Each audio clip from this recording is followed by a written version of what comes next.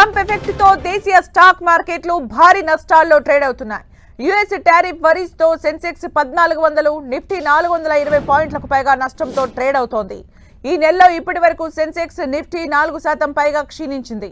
వరుసగా 5 నెలల్లోనూ దేశీయ మార్కెట్లు ఇలా కంటిన్యూగా నష్టపోవడం గత 29 నెలల్లో ఇదే తొలిసారి.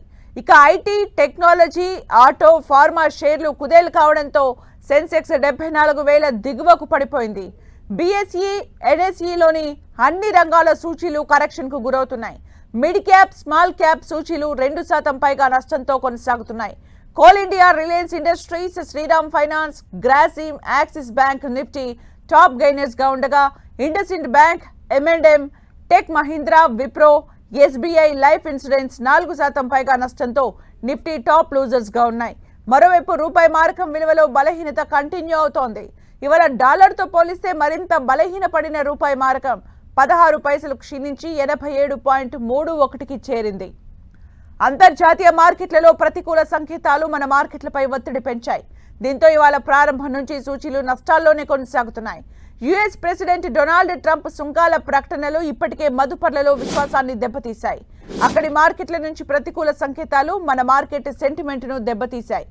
దీంతో ఇన్వెస్టర్లు ఆచితూచి ట్రేడింగ్ చేస్తున్నారు. బీఎస్ఈ లిస్టెడ్ కంపెనీలో మార్కెట్ విలువ దాదాపు 6 లక్షల కోట్లు తగ్గి 387 లక్షల కోట్లకు పడిపోయింది.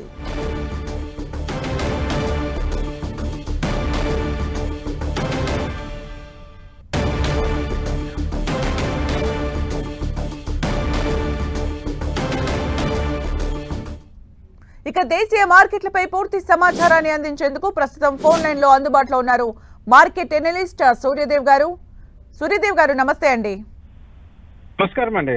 ఈ నెలలో ఇప్పటి వరకు సెన్సెక్స్, నిఫ్టీ 4% పైగా క్షీణించింది. అయితే వరుసగా 5వ నెలలోనూ దేశీయ మార్కెట్లు ఇలా కంటిన్యూగా నష్టపోవడం గత 29 నెలల్లో ఇదే తొలిసారి. ఇక యుఎస్ టారిఫ్ వరీస్ తో మన మార్కెట్లు నష్టాల్లో ట్రేడ్ అవుతున్నాయి.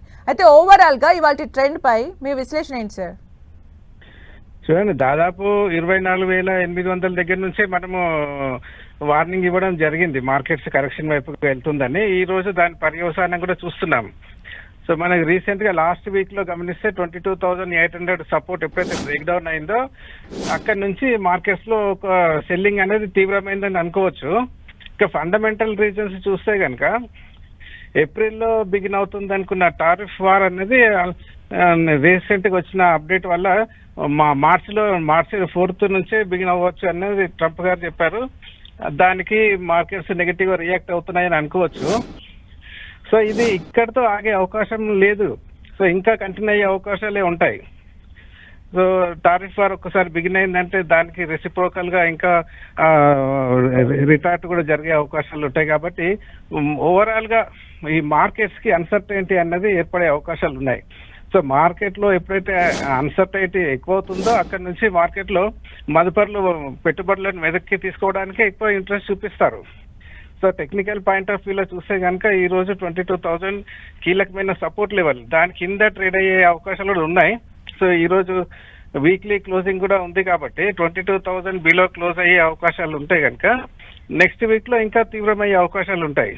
సో ఇప్పుడు మదుపర్లు ఏం చేయాలంటే ముఖ్యంగా small and mid cap sectors లో ఇన్వెస్ట్ చేస్తున్న వాళ్ళు దాంట్లో ఉన్న పొజిషన్స్ ని తగ్గించుకోవాలండి. మళ్ళీ మార్కెట్ రికవర్ అవుతుందన్న ఎక్స్పెక్టేషన్ తో యావరేజింగ్ అన్నది చేయకుండా ఉన్న పొజిషన్స్ ని ముందు mid cap and small cap sectors లో ఉన్న స్టాక్స్ లో మాత్రం ఇంకా రాబోయే రోజుల్లో హెవీ కరెక్షన్ వచ్చే అవకాశాలు ఉన్నాయి కాబట్టి పెట్టుబడులను వెనక్కి తీసుకోవాలి small and mid cap sectors లో. అదే లార్జ్ క్యాప్ స్టాక్స్ లో ఉన్న వాళ్ళు కొద్దిగా వేచి చూసినా కూడా రికవర్ అయ్యే అవకాశాలు ఉంటాయి. సో ఇలాంటి situation small and mid cap sectors లో ఉండదు. అది ఒకసారి పీకౌట్ అయిపోయాయి అంటే మళ్ళీ ఆ రేట్ రావచ్చు, రాకపోవచ్చు, మళ్ళీ రావడానికి ఎక్కువ టైం పట్టే అవకాశాలు కూడా ఉంటాయి. సో ఓవరాల్ గా ఆల్ సెక్టర్స్ లోనూ ఈ సెల్లింగ్ ప్రెజర్ అనేది మార్కెట్ లో కొనసాగే అవకాశాలే కనబడుతున్నాయి కాబట్టి కొద్దిగా జాగ్రత్తగా ఉండాల్సిన సమయమనే చెప్తాను. అంటే సూర్యదేవ్ గారు, అంటే ఇప్పుడు మనకి జస్ట్ మార్చ్ స్టార్టింగ్ లో ఉన్నాము. రేపటి నుంచి మార్చి స్టార్ట్ అవబోతోంది. ఇక ఫిబ్రవరి విషయానికి వస్తే నెలలో మార్కెట్లు భారీగా పతనమయ్యాయి. అయితే మార్చి నెలలో కూడా ట్రెండ్ మారుతుందా, లేకపోతే ఇలాగే కొనసాగుతుందా, ఎలా ఉండొచ్చు? ఈ స్థాయి నుంచి మనం మార్కెట్లు పుంజుకునే అవకాశం ఎంతవరకు ఉంది? లేదండి, ప్రస్తుతానికి పుంజుకునే అవకాశం లేదు. మనము బ్రాడ్ పిక్చర్ కనుక గమనిస్తే 2008 లో వచ్చిన కరెక్షన్ తర్వాత మార్కెట్స్ బుల్ మార్కెట్ లోకి ఎంటర్ అయ్యాయి. సో సో కంటిన్యూస్ గా 2008 నుంచి 2024 అనుకుంటా మనకు దాదాపు ఒక 14 ఇయర్స్ వరకు మా మార్కెట్ లో బుల్ రన్ అనేది బిగిన్ అయింది. సో అదంతా కూడా ఇప్పుడు రీట్రేస్మెంట్ జరగడానికి ఛాన్సెస్ ఎక్కువ కనబడుతున్నాయి. అంటే 14 ఇయర్స్ లో అట్లీస్ట్ ఒక 33% మనం రీట్రేస్మెంట్ చూస్తే కనుక కనీసం 1.5 ఇయర్ నుంచి 2 ఇయర్స్ వరకు టైం పట్టే అవకాశాలు ఉన్నాయి మార్కెట్ లో మళ్ళీ అప్ ట్రెండ్ బిగిన్ అవ్వడానికి. సో అంతవరకు అండర్ పర్ఫార్మెన్స్ కొనసాగే అవకాశాలు ఉంటాయి. ఇంకొకటి ఏంటంటే మనకు ముఖ్యంగా గమనించాల్సింది యుఎస్ మార్కెట్స్ లో కూడా మేజర్ కరెక్షన్ వైపుగా బిగిన్ అవుతున్నాయి కాబట్టి దాని ప్రెషర్ కూడా మన మార్కెట్స్ పైన ఉండే అవకాశాలు ఉన్నాయి.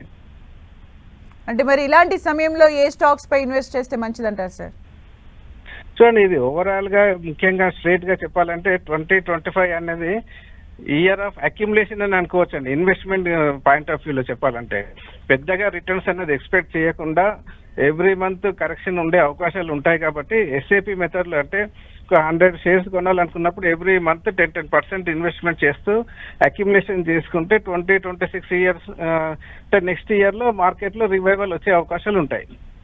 అంటే లాంగ్ టర్మ్ ఇన్వెస్ట్మెంట్స్ గురించి చెప్తున్నారు. అలాగే సార్, అంటే చిన్న స్టాక్స్ ఈ మధ్య కాలంలో చూస్తే పేక మెడల్లా కూలిపోతున్నాయి. మరి చిన్న స్టాక్స్ పై మీ సజెషన్స్ ఏంటి? ఇన్వెస్ట్ చేయొచ్చా చేయొద్దా? ఇవి ఫ్రెష్ ఇన్వెస్ట్మెంట్ చేయకూడదండి. ఎందుకంటే స్మాల్ అండ్ మిడ్ క్యాప్స్ లో మనం రీసెంట్ లాస్ట్ 1 ఇయర్ లోనే ఒక ఎగ్జాంపుల్ గా చెప్పాలంటే ఒక 30 రూపీస్ ఉన్న స్టాక్ 1 ఇయర్ లోనే 300-400 వరకు అంటే more than 10 times multi bagger అయిన స్టాక్స్ ఉన్నాయి. అలాంటి స్టాక్స్ లోనే విపరీతమైన సెల్లింగ్ అనేది మనం రీసెంట్ టైమ్స్ లో చూస్తున్నాం. అది కొనసాగచ్చు. ఎందుకంటే మార్కెట్ కున్న మేజర్ క్యారెక్టర్ ఏంటంటే ఎక్స్పెన్సివ్ స్టాక్స్ ఆటోమేటిక్ గా కరెక్ట్ అయ్యి ఫెయిర్ వాల్యూకు అన్నది డిస్కవర్ చేయడం అనేది జరుగుతుంటది. సో 30 రూపీస్ ఉన్న స్టాక్ 300 వరకు పెరిగినప్పుడు మనం అట్లీస్ట్ 50% రీట్రేస్మెంట్ అనుకున్నా కూడా టాప్ నుంచి 150 పాయింట్స్ కరెక్షన్ అయ్యే అవకాశాలు ఉన్నాయి. అంటే 50% ఫాల్ అనేది వచ్చే ఛాన్సెస్ ఉంటాయి టాప్ లెవెల్ నుంచి. కాబట్టి small cap mid cap stocks లో ఫ్రెష్ ఇన్వెస్ట్మెంట్ అయితే చేయకూడదు. ఇక ఇతర దేశాలతో పోలిస్తే మన మార్కెట్లు వీక్ గా కనిపిస్తున్నాయి. అయితే దేశీయ స్టాక్ మార్కెట్లో గత ఏడాది అక్టోబర్లో ప్రారంభమైన లాభాల స్వీకరణ ఇప్పటికీ కంటిన్యూ అవుతూనే ఉంది. అయితే గత 5 నెలల్లో సెన్సెక్స్ నిఫ్టీ 13% పైగా నష్టపోయాయి. ఈ సమయంలో ఇన్వెస్టర్స్ కి మీరిచ్చే సజెషన్ ఏంటి సార్? మీరు అన్నది నిజమే అండి. లాస్ట్ సెప్టెంబర్ నుంచే మార్కెట్ లో పీక్ అవుట్ అయిపోయి అక్కడ నుంచి ప్రాఫిట్ బుకింగ్ అనేది జరిగింది. దానికి మేజర్ రీజన్ మన ఇందాక అనుకున్నదే ఏదైతే 14 ఇయర్స్ బుల్ మార్కెట్ లో ఏదైతే చూసామో దానికి రీట్రేస్మెంట్ అనేది జరుగుతుంది. దానికి తగినట్టుగా కరెక్షన్ అనేది జరుగుతూ ఉంది. అందుకని మిగతా మార్కెట్స్ తో కంపేర్ చేస్తే మన మార్కెట్స్ లో కరెక్షన్ ముందుగా బిగిన్ అయిందని చెప్పొచ్చు. రీసెంట్ గా నిన్న మొన్న చూస్తే యుఎస్ మార్కెట్స్ లో కరెక్షన్ మోడ్ అనేది బిగిన్ అయింది. కానీ మనది మాత్రం సెప్టెంబర్ నుంచే కరెక్షన్ మోడ్ లోనే ఉన్నాయి. సో మన మార్కెట్లే చాలా వీక్ గా ఉన్నాయని చెప్పుకోవచ్చు నెక్స్ట్ 1.5 ఇయర్ వరకు. Okay, thank you sir for the analysis.